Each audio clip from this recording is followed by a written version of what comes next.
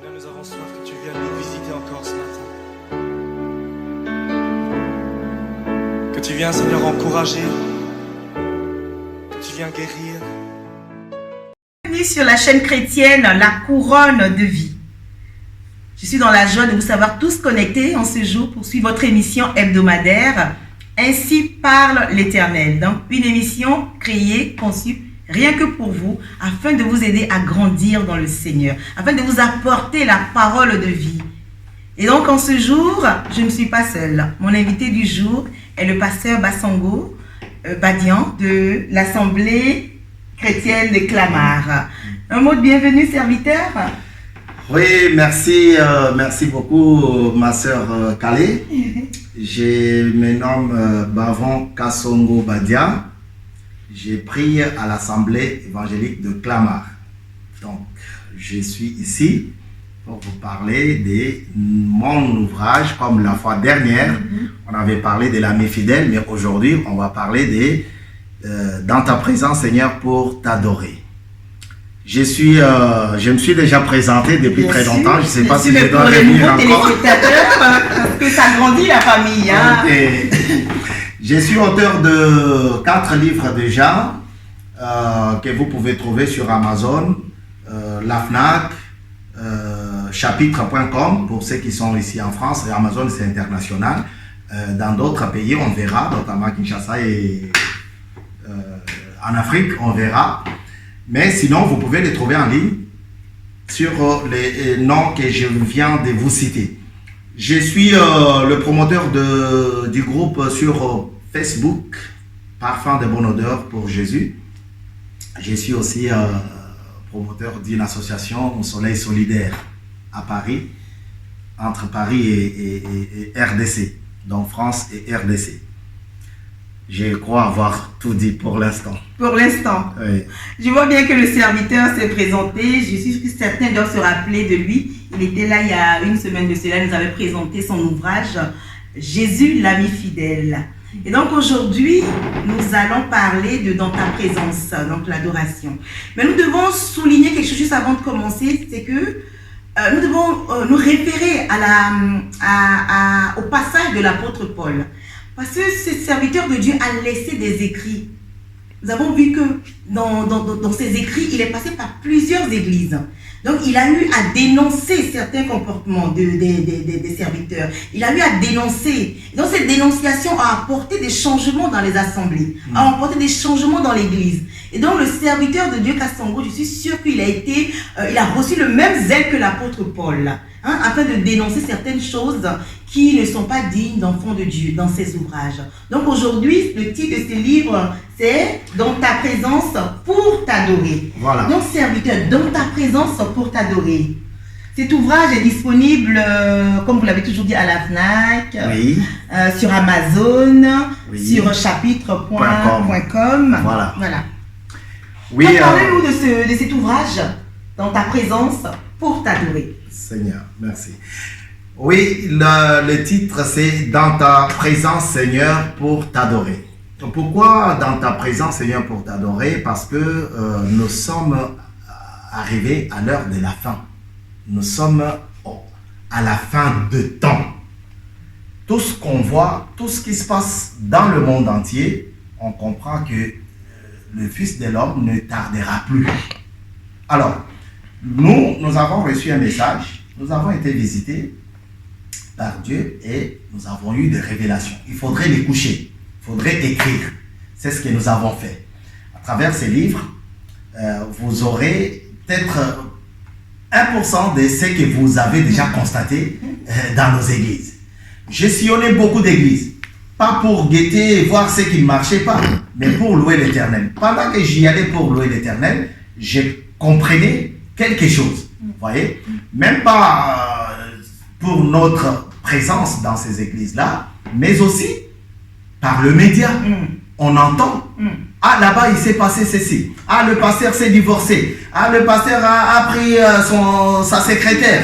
Ah, donc, on entend. On voit ça à la télé, sur YouTube. On voit beaucoup de choses qui se passent. Ce n'est pas que une vraie critique envers le pasteur ou non. C'est pour nous rappeler que nous sommes dans le champ de Dieu et là, nous devrions nous comporter d'une manière que Dieu veut, d'une manière saine. Gloire à Dieu. Voilà. Serviteur, dans ta présence pour t'adorer, Seigneur. Oui. Donc, il y a une condition, il y a une tenue à avoir lorsqu'on est dans la présence de Dieu. Merci pour la question. Il n'y a pas une tenue. Quand on parle de tenue, ce n'est pas tenue vestimentaire, mais il y a une tenue, une certaine attitude à adopter pour être dans la présence de Dieu ou voilà. le faire comme on veut. Oui, Parce que oui. certains disent, mais attends, je peux marcher et adorer Dieu, je peux me coucher et adorer Dieu, je peux en même temps faire la cuisine et adorer Dieu, je peux parler à mes enfants, donner un petit coup de fessée à ma fille, mais ça ne m'empêche pas d'adorer Dieu. Oui. Chacun a sa conception de la chose. Oui. Mais là, le titre de cet ouvrage dit « Dans ta présence pour t'adorer ». Donc, il faut se tenir dans une certaine posture pour adorer Dieu. Exactement. Ça ne demande pas que je dise oui ou non. Non, d'accord. Mais ça demande que je dise quelques mots. Nous partons de l'Exode chapitre 3. De l'Exode chapitre 3, nous voyons un certain Moïse. Moïse qui est né, dont on connaît l'histoire, abandonné sur les eaux, rattrapé par quelqu'un d'autre qui va le confier à la fille du roi, et la fille du roi qui va trouver une nourrice qui est la maman de Moïse. C'est ces garçons-là dont je voulais parler. Alors, lui, il a croisé le Seigneur un jour. Mais dans sa marche avec Dieu, il a pu porter une autre tenue pour pouvoir louer Dieu. Moïse vivait dans la maison du pharaon, dans la maison du roi. Exactement.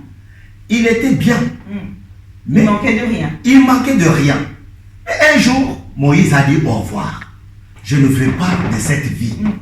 Il est parti pour vivre dans le désert. Là où il pouvait avoir faim, il pouvait avoir soif. Mais Moïse a supporté. C'est là-bas dans le désert que Dieu l'a choisi encore davantage. Et Moïse va revenir vers Dieu. Comment? Quand tu l'as vu, le buisson prendre le feu, le buisson s'est consumé, mais qui ne prenait pas feu. Alors, moi je me mets à la place... mystère, ça. Ah oui. Ah oui. Exode 3. Moi je me mets à la place de Moïse. Moi je suis né à Mbujimayi. J'ai grandi dans cette ville-là où à 17h30, il faisait déjà sombre des fois. Oui, bien sûr. Vous voyez? Et vers 20h, c'était vraiment partout, il y avait des ténèbres. Mais si je vois aujourd'hui un arbre qui se consume, mais je ne peux pas m'arrêter, ma soeur. C'est sûr. Je dois fuir. Je dois fuir. Je prends la poudre d'escarpette, je m'en vais. Mais Moïse n'a pas fait ça. Non. Moïse a pris le temps de s'approcher. Il me dit, je veux me retourner, voir ce qui se passe dans cet arbre. Vous voyez, ça c'est une attitude. Ça c'est une tenue qu'un enfant de Dieu, un chrétien doit faire, doit prendre.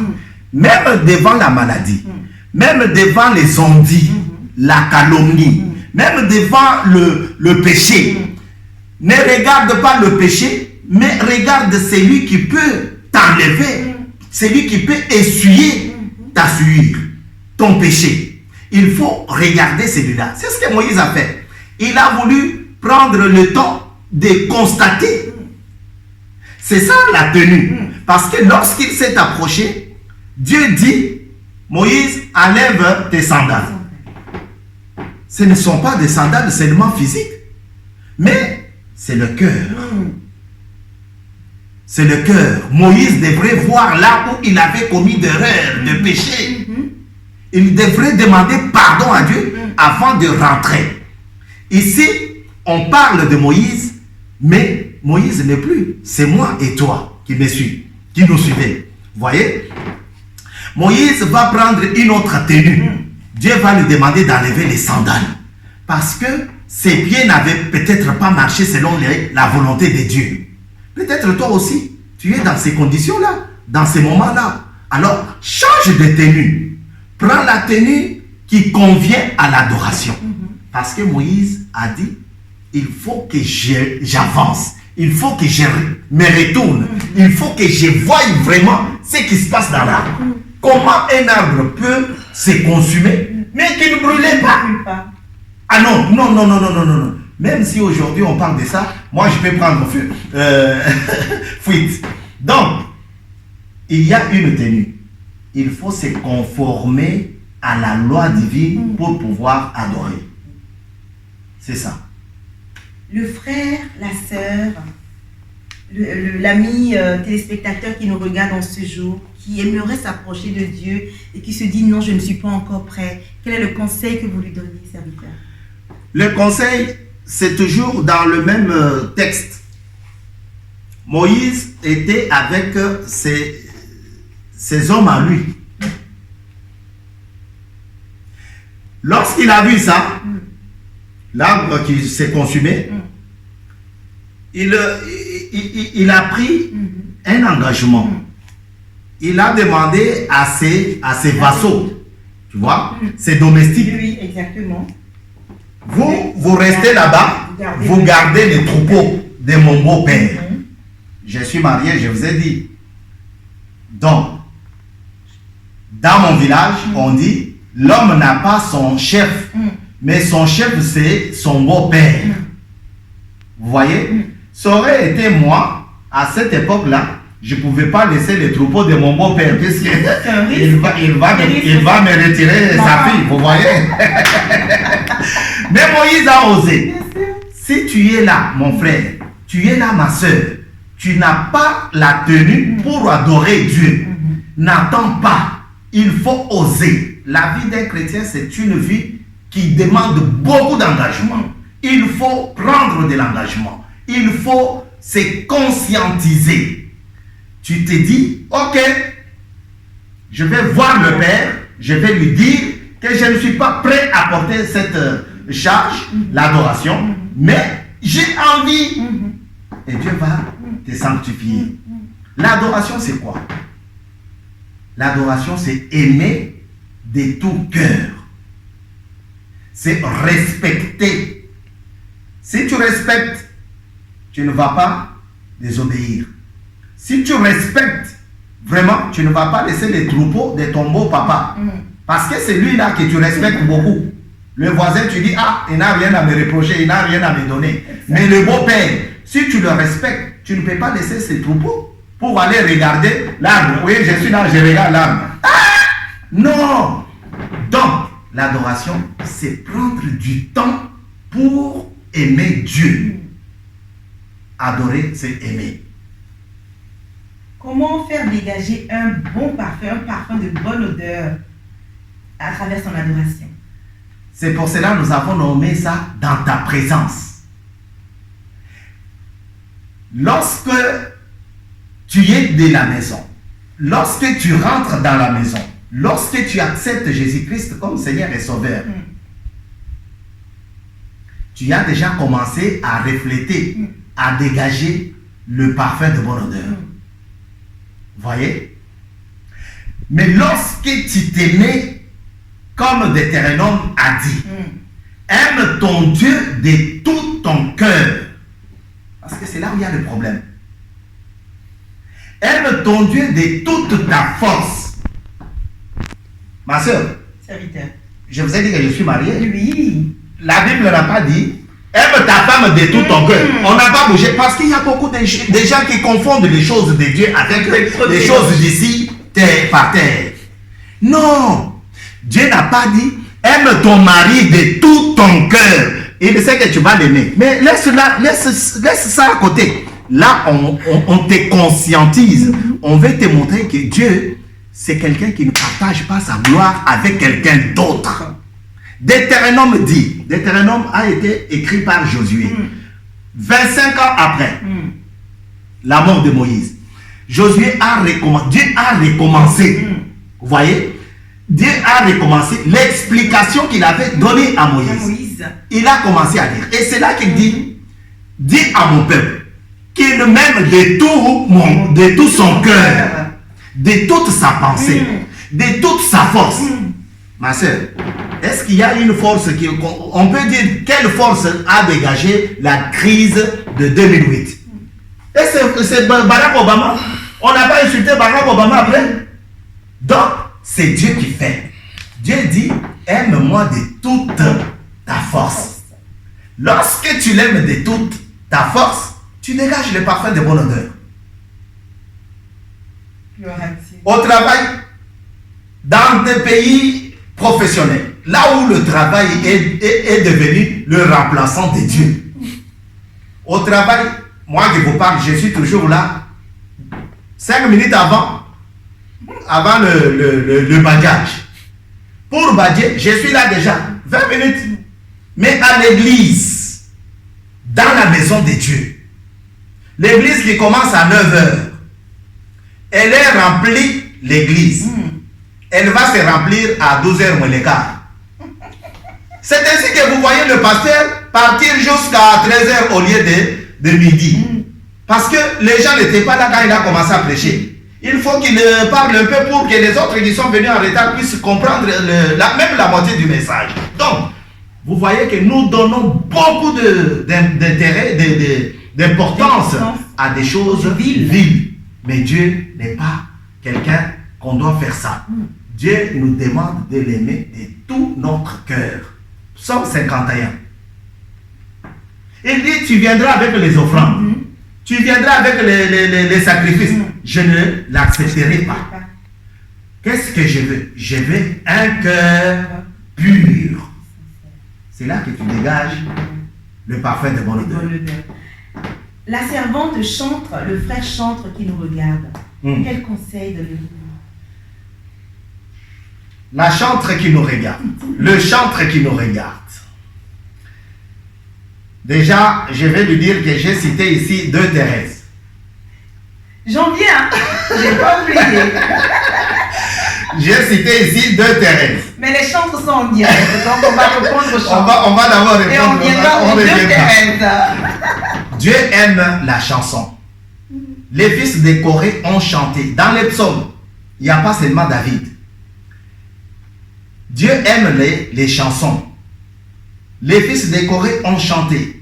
Abraham a chanté. Salomon a chanté. David lui-même, n'en parlons pas, puisqu'il a même dansé, de plus que les autres. Donc, toi, chante. Dieu a besoin de toi. Mais, sauf que, il faut que tu fasses ce qu'on a demandé aux 7 églises. Reviens à ton premier amour. Tu chantais très bien. Mais maintenant, tu chantes maintenant avec du chewing-gum dans la bouche. Parce que tout le monde sait que je chante bien. Parce que tout le monde sait que tu chantes bien. Ah, même si je chante avec du chewing-gum, la voix va sortir toujours comme « Non, ma soeur, non, mon frère. » Dieu est là pour toi. L'adoration, ce n'est pas seulement chanter. L'adoration, c'est aussi donner. L'adoration, c'est prendre du temps de lire la parole de Dieu. Mais, je t'encourage. Parce que tu ne vas pas faire comme hier. Il y a beaucoup de chantres. Lorsque le message commence, la prédication commence, tu vas voir les bancs des chantres se vider comme s'il y avait une nouvelle annonce dans la maison de Dieu. Et pourtant, ce n'est pas ça. Ils sortent tous. Et dans des églises que moi j'ai fréquentées, j'ai vu quelqu'un sortir et après il a pris la cigarette, il a commencé à fumer. Voilà. Donc Dieu n'est pas là pour ça. Il faut que tu changes parce que Dieu a besoin de toi. Alléluia. Amen. Merci, serviteur. Cet ouvrage nous parle de 2 dames, Thérèse. Elles s'appellent toutes les 2 Thérèse. Qu'est-ce qu'elles représentent pour vous? Vous nous cachez des choses.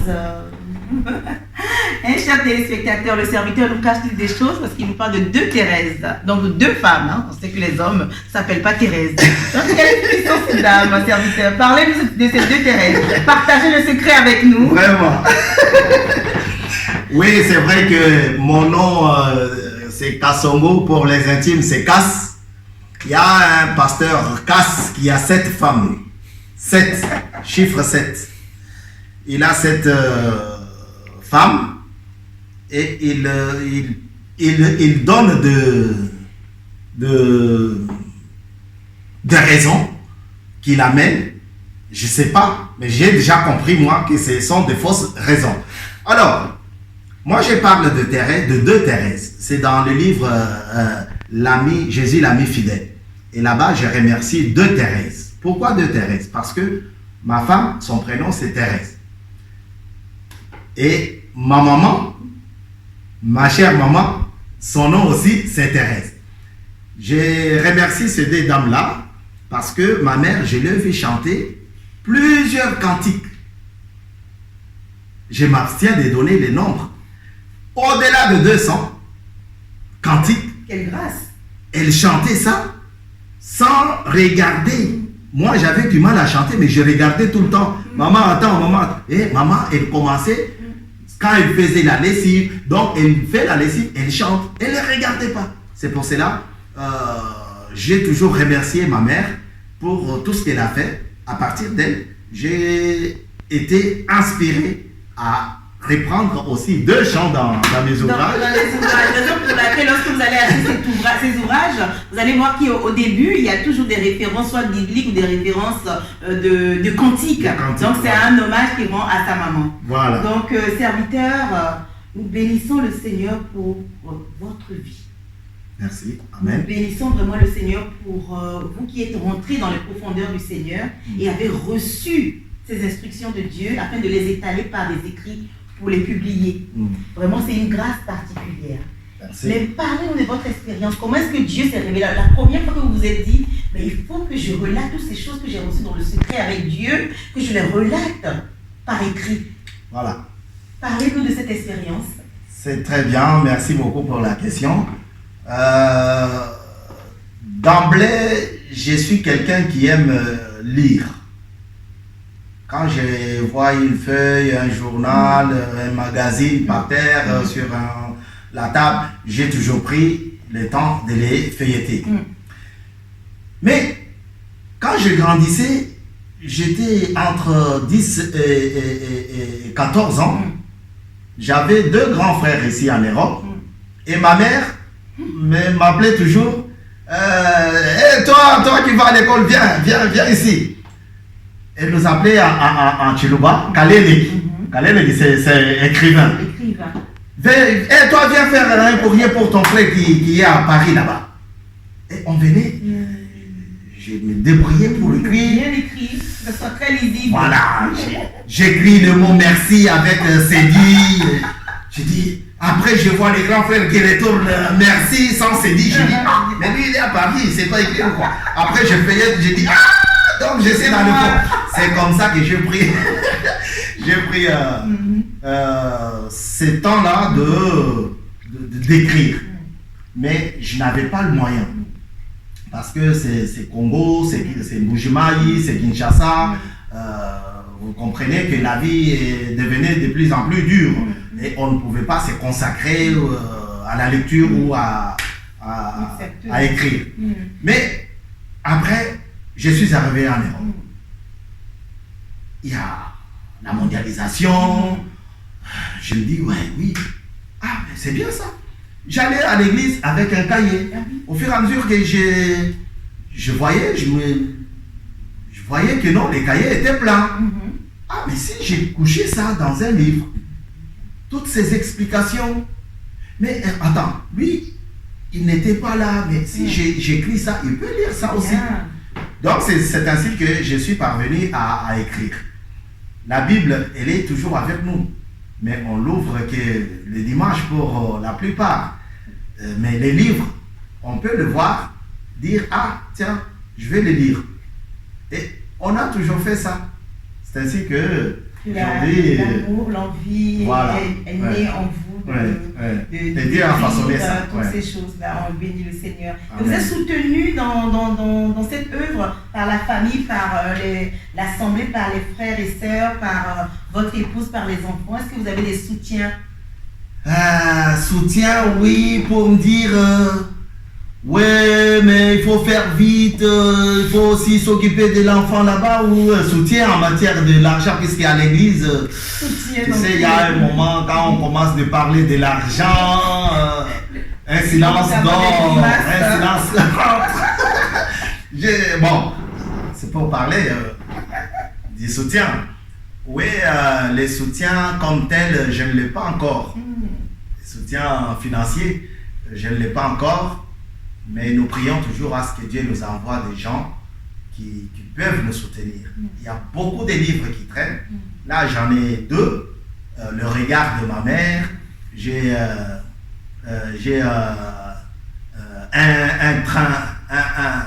un train long, sombre. Un mur long, sombre, pardon. Un mur long, sombre. Voilà, je parle du métro, je parle de quelqu'un qui vient ici à Paris, qui va constater que Paris, c'est toujours un mur sombre. Il voit le métro, il va à Bruxelles, il trouve aussi le même métro, il dit, mais tiens, l'Europe, c'est ça ou comment j'ai besoin de voir les immeubles qui naissaient comme des champignons. Donc, j'ai des livres comme ça, je ne l'ai pas encore publié, et je prie à ce que Dieu puisse nous envoyer des sponsors, des partenaires. Mais dire que j'ai des partenaires, j'ai été financé, non, pas encore. Donc pas de maison, vous n'êtes pas passé par une maison d'édition, vous n'êtes pas passé par un producteur, par... Oui, ça c'est autre chose. D'accord, ok. Passer par la maison d'édition, oui, pour les pour la publier. publication. Voilà, mais c'est différent d'être soutenu. Voilà. D'accord. Ouais. Donc pour le soutien, il n'y a que le soutien spirituel jusque-là. Le Oui, soutien financier... L'église a toujours... Heureusement. Parce que les choses existent spirituellement avant de se manifester physiquement. Donc on bénit le Seigneur. Donc bien aimé dans le Seigneur, le serviteur nous a communiqué les secrets pour coucher nos écrits, pour coucher nos pensées à travers un livre. Donc pour le frère ou la sœur qui nous regarde en direct et qui souhaiterait suivre vos traces, quels sont les conseils que vous pourrez leur donner?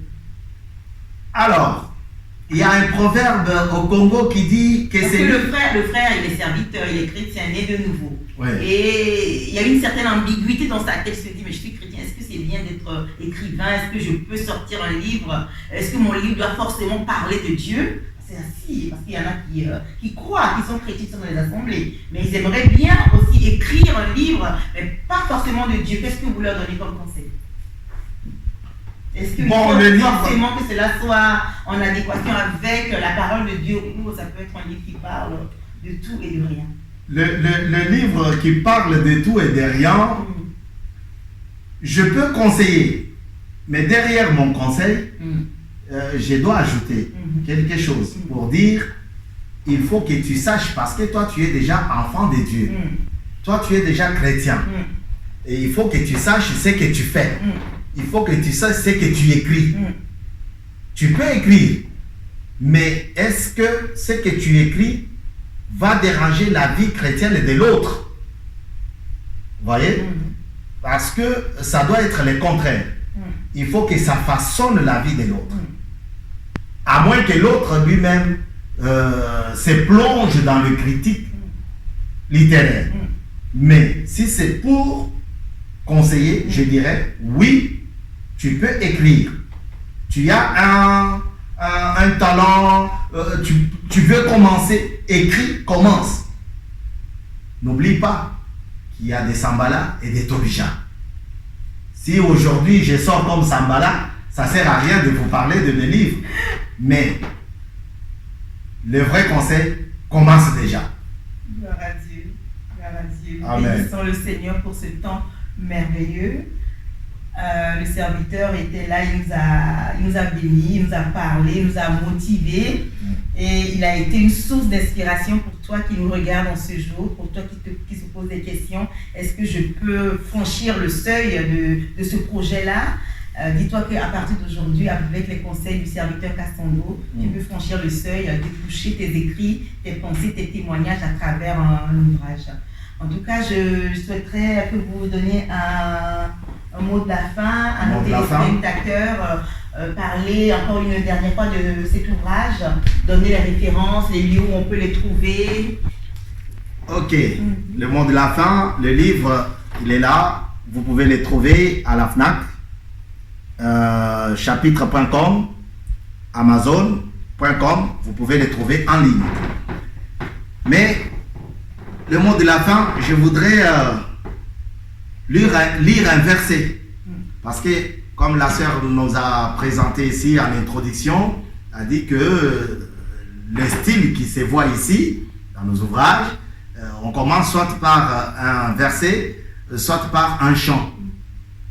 Le chant est dedans, attaché à la croix pour toi. Donc Jésus a été attaché à la croix pour tes péchés, pour mes péchés. Mais je voudrais lire le commencement, le début. Parce que le début, ce n'est pas un chant, mais c'est un chapitre tiré dans le livre de Jérémie 12. Jérémie 12, je vais lire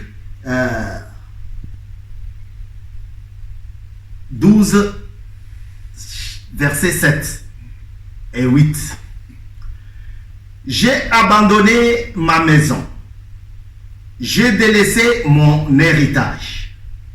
J'ai livré l'objet de mon amour aux mains des ennemis, de ses ennemis. Mon héritage a été pour moi comme un lion dans la forêt.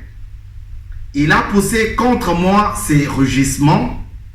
C'est pourquoi je l'ai pris en haine. Alléluia. Ça, c'est Jérémie qui parle.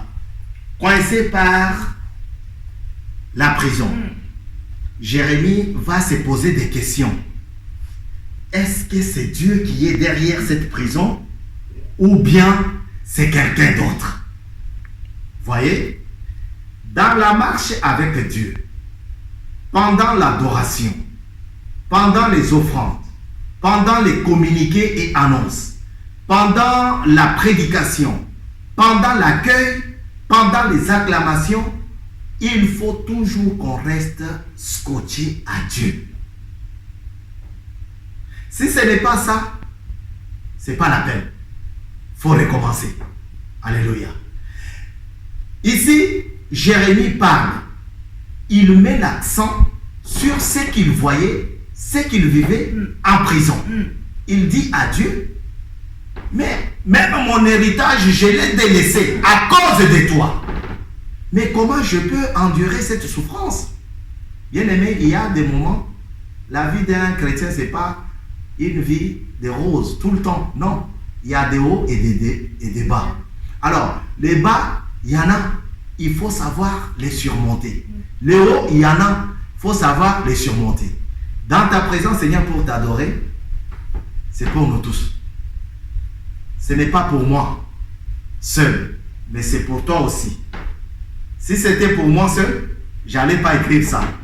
J'allais garder ça. Si c'est pour m'aider Thérèse dont on a demandé ici, j'allais le communiquer de vive voix. Mais parce que c'est pour toi aussi, il faut que tu les cherches et que tu les lises. Que Dieu soit au contrôle de nous tous. Merci ma soeur. En tout cas, on a été honorés, pas que moi, mais avec mes téléspectateurs et mes bien-aimés qui sont en direct avec nous, de votre présence sur ce plateau. Bien-aimés dans le Seigneur, amis téléspectateurs, merci d'avoir été présents, de nous avoir soutenus derrière vos petits écrans.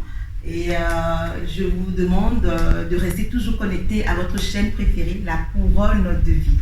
Donc, ce fut un grand plaisir de vous avoir présenté votre émission hebdomadaire Ainsi parle l'Éternel. Donc, je vous souhaite la paix, que Dieu vous garde et à très bientôt.